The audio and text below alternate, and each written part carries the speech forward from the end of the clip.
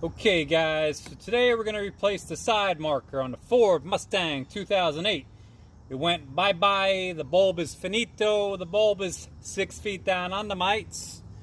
So I decided to get some LED bulbs this time from Lasfit.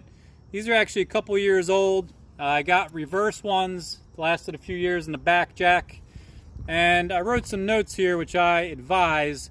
And you can see I wrote down side marker, front and rear, 2825. Also works for the map dome, 2825. License plate, 168.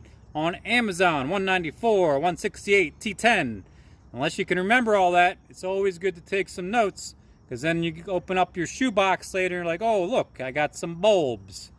So, if you noticed on the new lights, newer lights, I guess, because I used to have a Pontiac Firebird. They used to have little torque screws, I guess. You'd have to, screw them in and out. On these, you got to just pop them out from the side, guys. Pops out really easy, just like that. And you can see you got a little clip there, and you got the big clip. And here's what we're looking at. Here's the plug, nice and easy peasy to get to. Okay, guys, now you can get to the socket nice and easy. And you want to rotate it, guys, not all the way forward where it starts at, not all the way down because that'll relock it. Somewhere in the middle, and you can feel it get loose and it comes right out. So as you can see, this bulb is nice and toasty. Definitely needed to be replaced.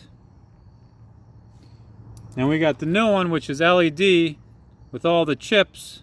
Looks familiar, right? I think it was from Terminator T2 maybe.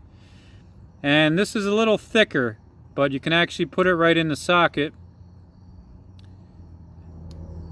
So wiggle it, push it in, and you're good to go. And then we just pop that baby back in. Little twist and shout.